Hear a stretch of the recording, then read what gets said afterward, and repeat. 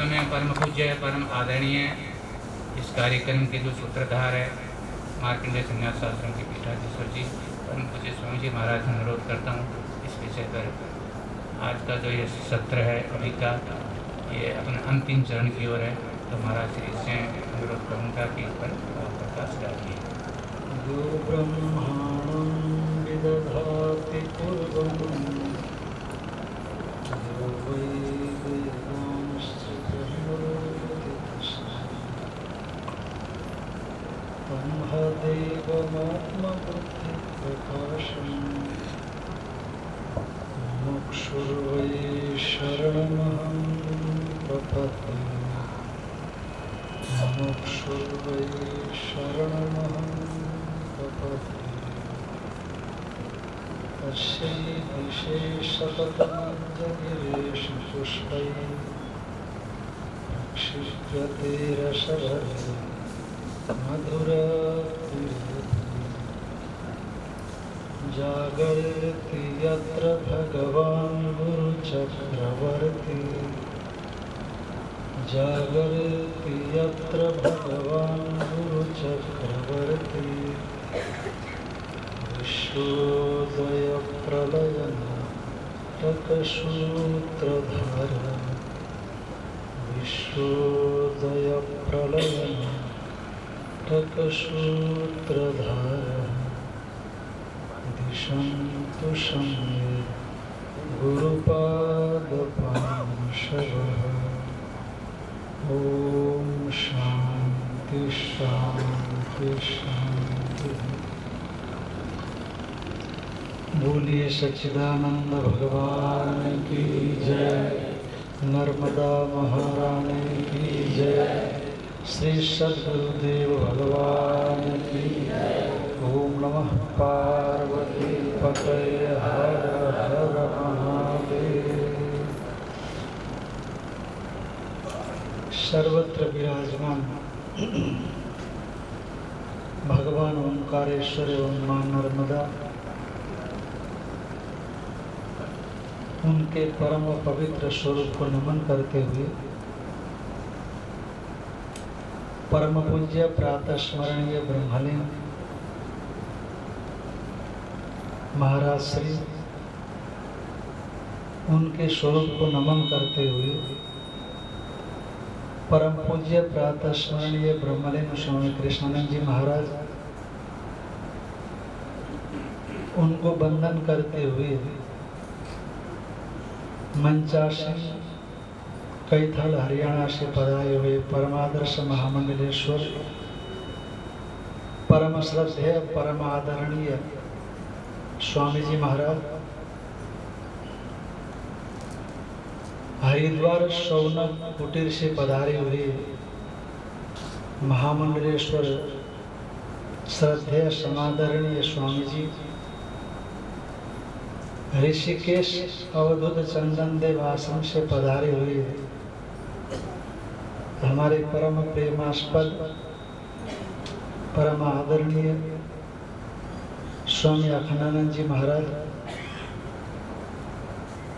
साधना सदन हरिद्वार से पधारे हुए परम श्रद्धेय स्वामी दिव्यानंद जी महाराज स्वामी प्रज्ञानंद जी महाराज स्वामी केशवानंद जी महाराज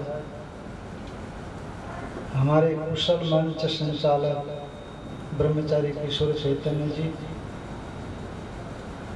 आचार्य हनुमान चैतन्य जी स्वामी अखंडानंद जी महाराज ने उनको लक्ष्मण चैतन्य बना दिया और ये भी कह दिया है कि सेवक तत्व दोनों कोई कम नहीं है। तो आचार्य हनुमान चैतन्य जी महाराज एवं हमारे परम प्रेमास्पद ब्रह्मचारी मोहन चैतन्य जी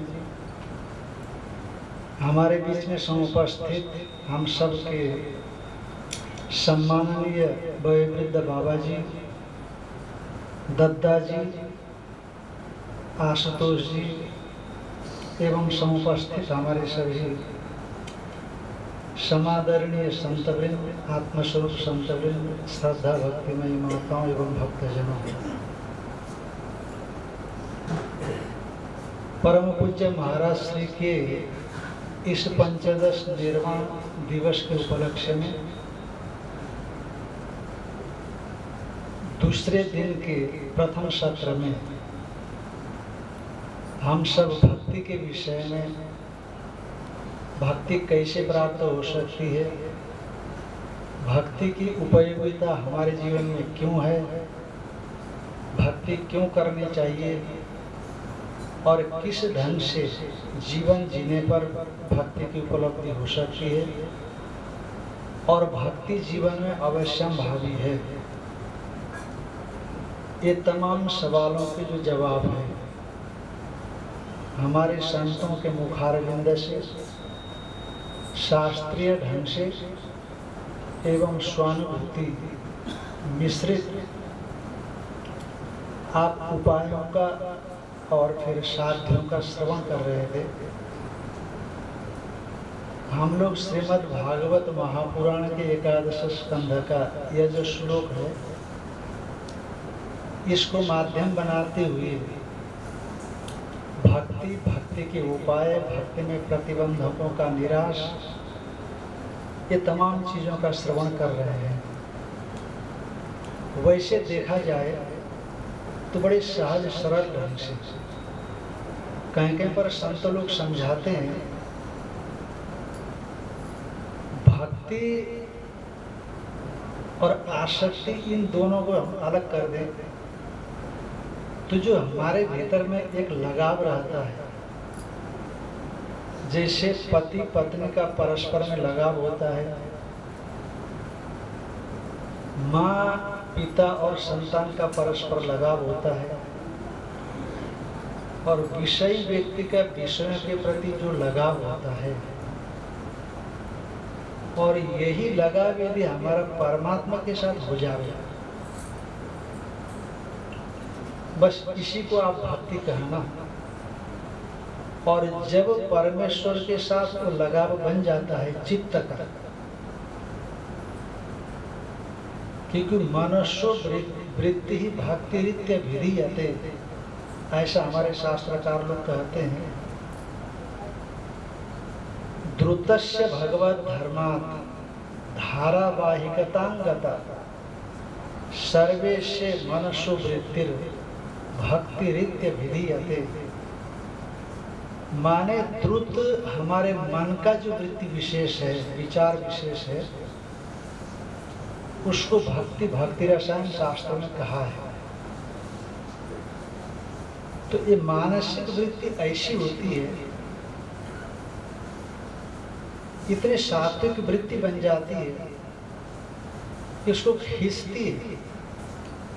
अपने महाराज श्री बताया करते थे, हम तो उन जगहों पर पहुंचना नहीं चाहते, पर उन लोगों का मन हमको खींच लेता है।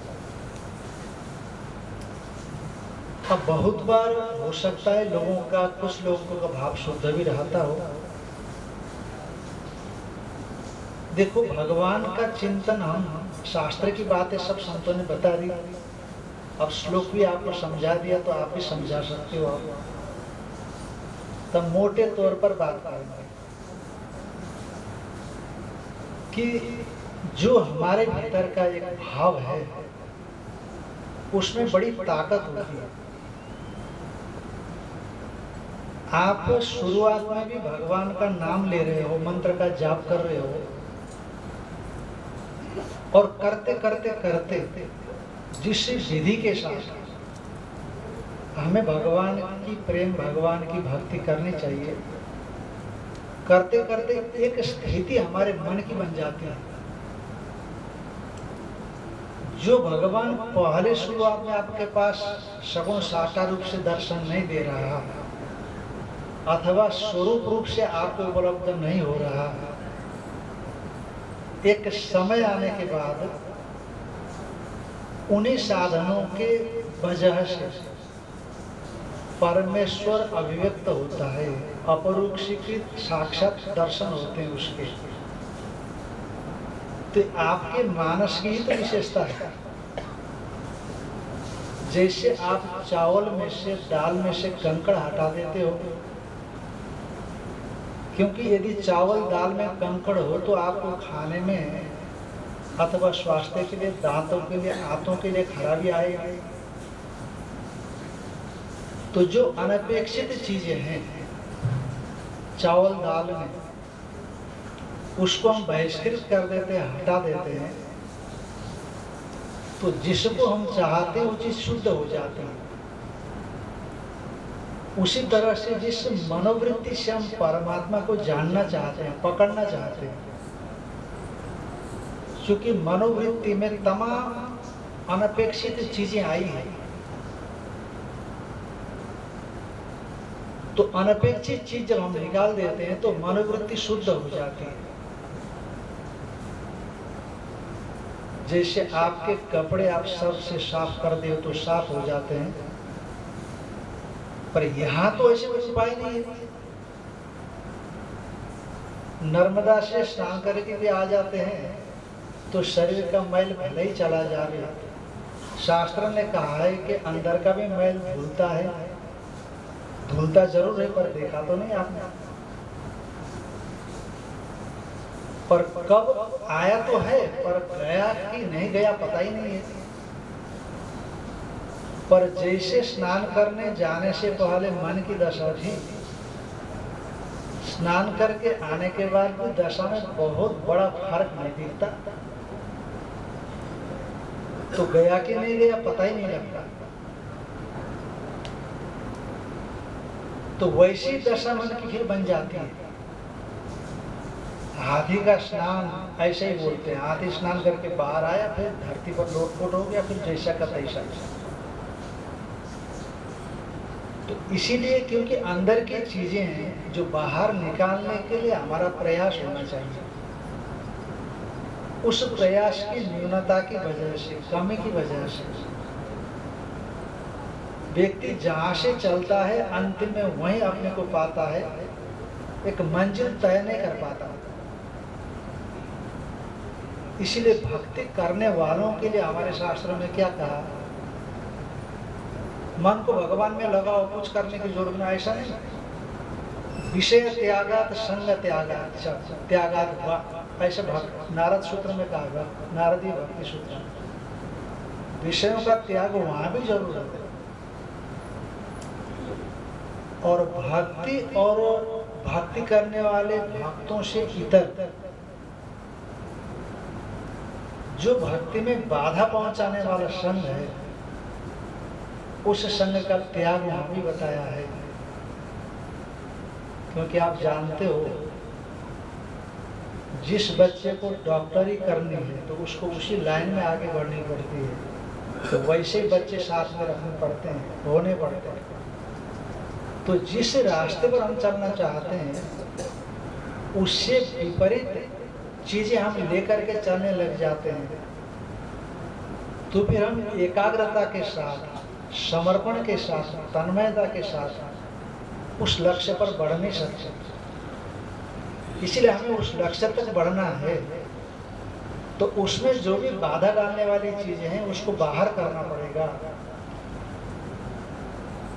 तभी आप एकाग्रचित्त होकर के आगे बढ़ते हैं। आप कहीं पर भी अपने मन को लगाना चाहते हैं, चाहे पूजा में हो, चाहे जप में हो, चाहे ध्यान में हो, मैं क्यों नहीं लगता? क्योंकि दूसरी चीजें आ जाती है।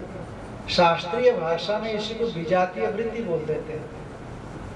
सजातीय वृत्ति माने भगवान में ही मन को लगाए रखना। विजातीय वृत्ति का मतलब है कि भगवान से दूसरी चीजें हमारे मन में आने लग जाती हैं, बस उनको हटाना। पर उनको ऐसे तो हटा नहीं सकते, मैंने पहले कहा। उनको हटाने के लिए बस यही प्रक्रिया है, भगवत गुण कीर्तन श्रवणाद्वा। नारद जी ने कह दिया है, भगवान के गुण, भगवान की लीला, भगवान के धाम, भगवान का स्वरूप, उनका चिंतन, अन्योन्यम तत्प्रबोधनम, एतदेव परत्वंच ब्रह्माभ्यासम विदुर्बुधा।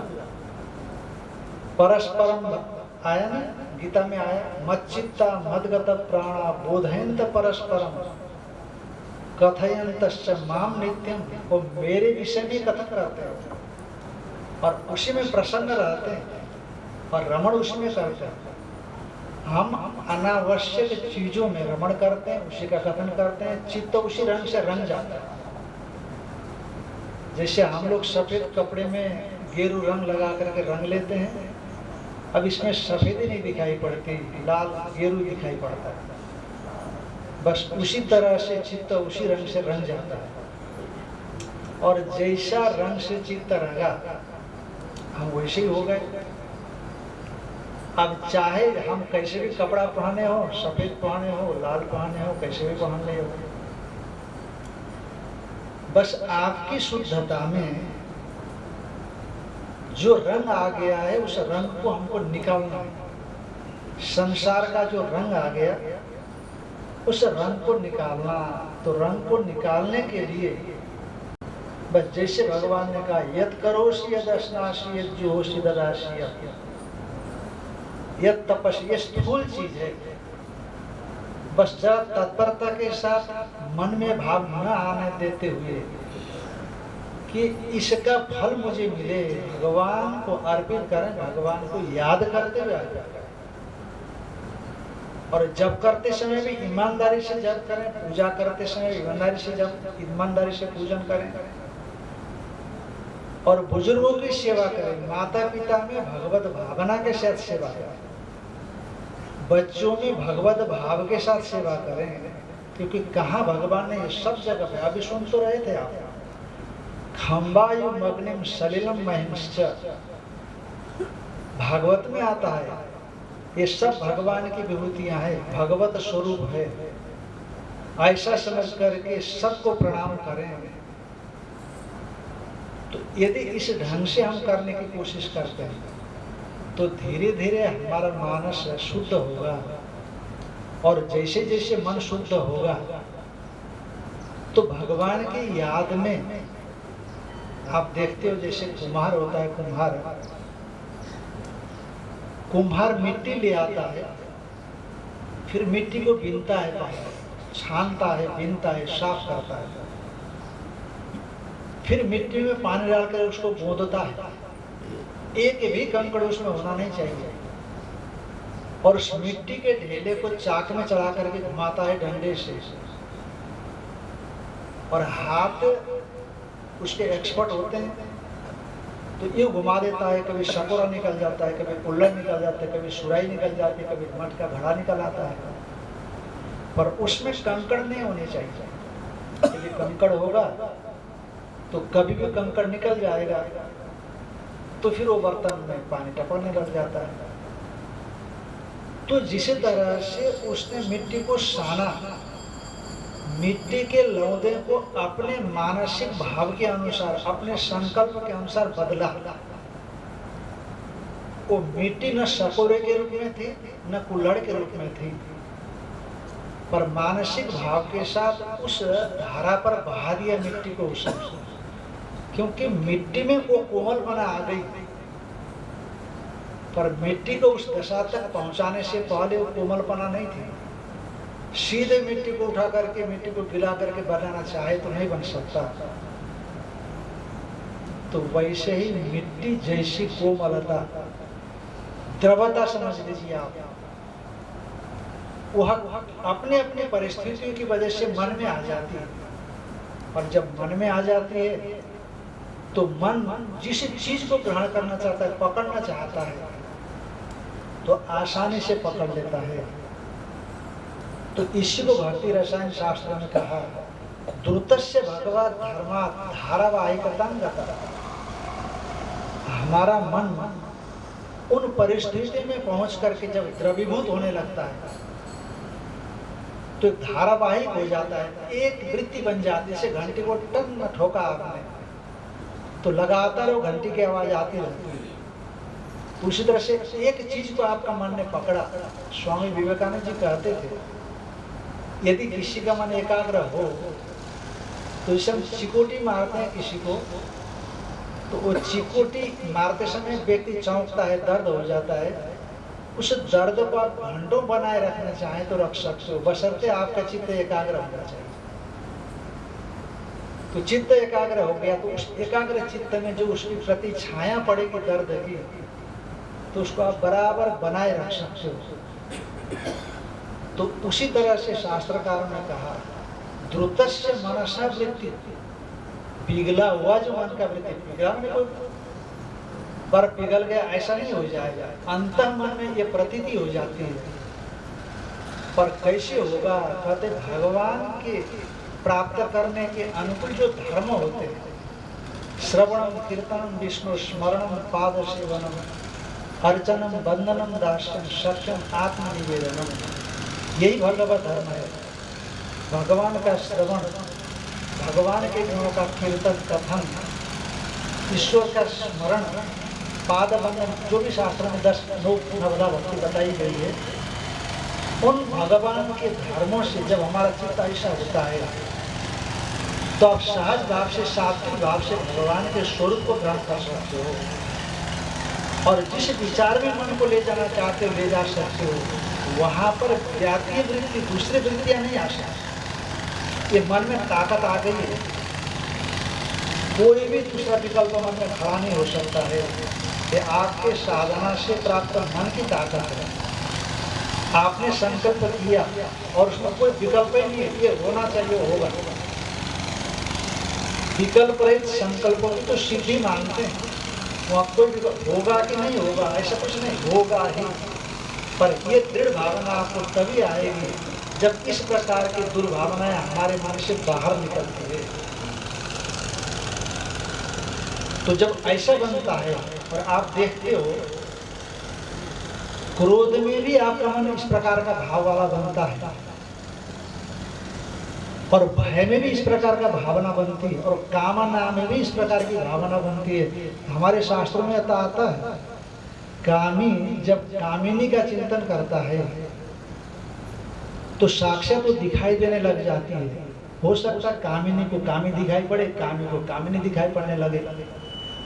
और भागवत में तो आपने सुना ही है कि कंस द्वेष से कृष्णमयम जगत, सर्वत्र कृष्ण को ही देखता था, द्वेष से देखता था। अभी क्रोधाकार वृत्ति तो बनी कि नहीं बनी, पर कृष्ण का भी द्वेष था, 8वां गर्भ मुझे मारेगा, इसलिए कृष्ण को देखता था। और कुछ गोपियां कामना से कृष्ण को अपने सन्निधि में पाती थी। तो इस प्रकार का कामना से भी होता है। इसलिए भागवत में कहा है कामात क्रोधात भयात द्वेषा, जैसे भी वो कृष्ण में मन लगे, एन केना पिपायेन मनः कृष्णे निवेशय, इन सब चीजों से भी मन एकाग्र हो जाता है। पर यदि सद्भावना के साथ, भगवान के प्रेम के साथ चित्त को एकाग्र होकर के भगवान की प्राप्ति का प्रयास नहीं हुआ, क्रोध से द्वेष से हुआ, तो हम फिर कोई दूसरी चीजों को लेकर के रह जाते हैं। भगवान के प्रति चित्त एकाग्र होने पर भी कंसादियों के समान जो साधक को एक उपलब्धि मिलनी चाहिए वो उपलब्धि से वंचित हो जाते हैं।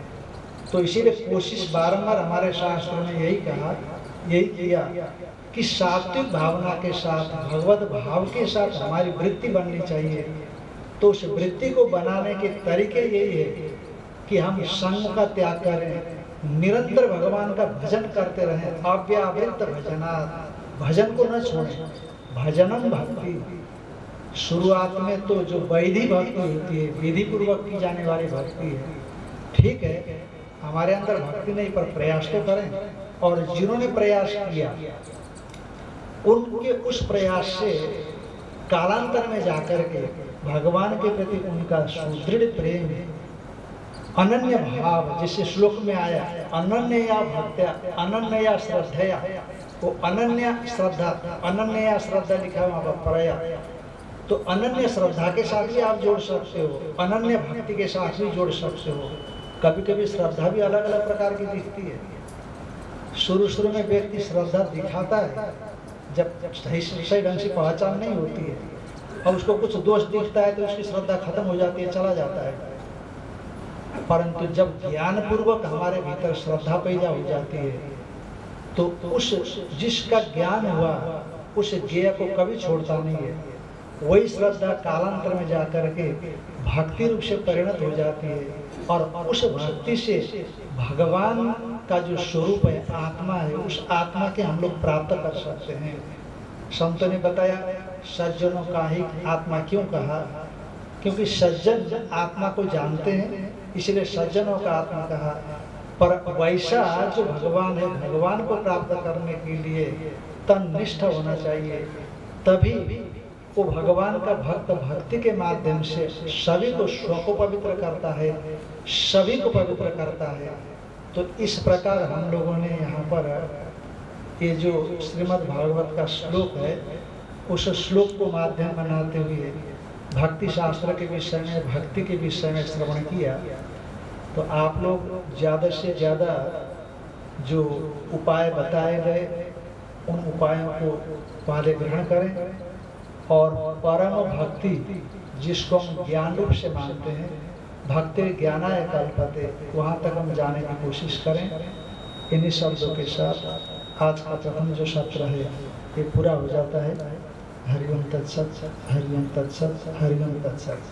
हमारे जो और महापुरुष हैं, संत लोग हैं, प्रातःकालीन सत्र में जिनको समय प्राप्त नहीं हो पाया है, वे सायंकालीन सत्र में, सायंकालीन सत्र का विषय दूसरा है, उस पर आपको बड़ी सारगर्भित जीवनोपयोगी उपदेश देंगे। आप लोग समय से आकर के श्रवण करिए। पूर्णमिदं पूर्णात् पूर्णमुदच्यते पूर्णस्य पूर्णमादाय पूर्णमेवावशिष्यते। ओम शांति शांति शांति। शंकरं शंकराचार्यं केशवं बादरायणं सूत्रभाष्यकृतो वन्दे भगवन्तो पुनः पुनः। ईश्वरो गुरुरात्मेति मूर्तिभेदविभागिने व्योमवद्व्याप्तदेहाय लक्ष्मणामूर्तये नमः। ओम शांति शांति शांति। परम पूज्य महाराज श्री का अभी हम लोग आरती करेंगे, फिर पुष्पांजलि होगी। तो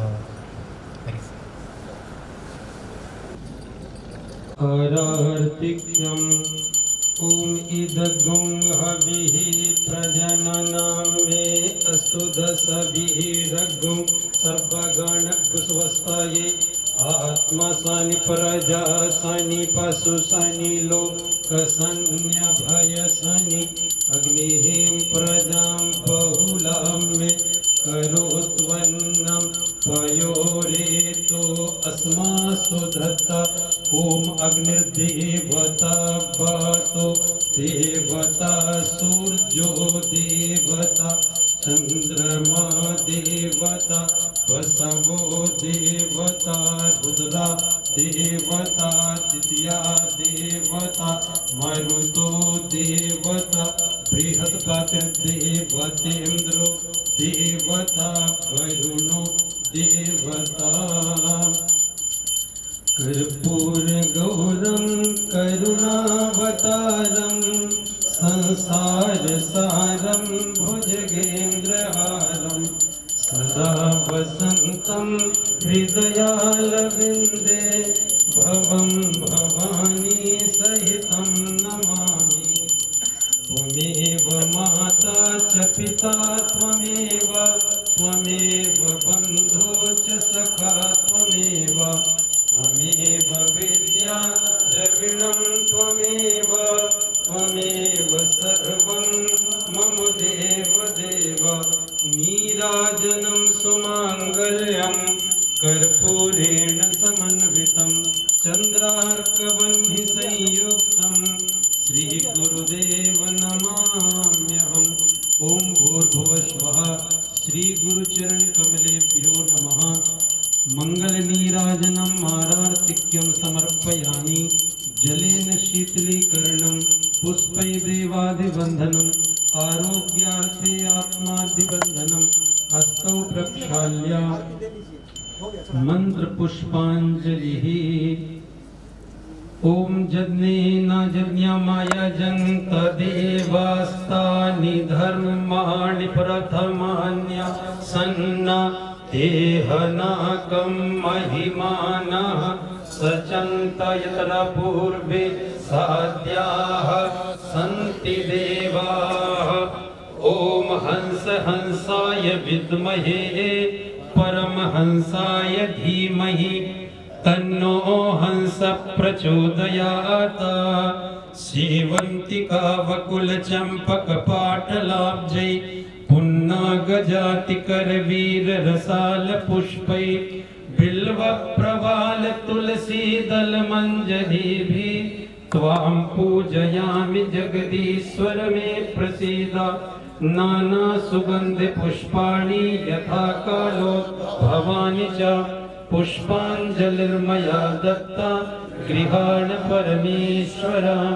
ओम भूर्भुवः स्वः श्री गुरु चरण कमलेभ्यो नमः। मंत्र पुष्पांजलिं प्रार्थना पूर्वकं नमस्करोमि। बोलिए सद्गुरुदेव भगवान की। ओम नमः पार्वती पतये हर हर महादेव।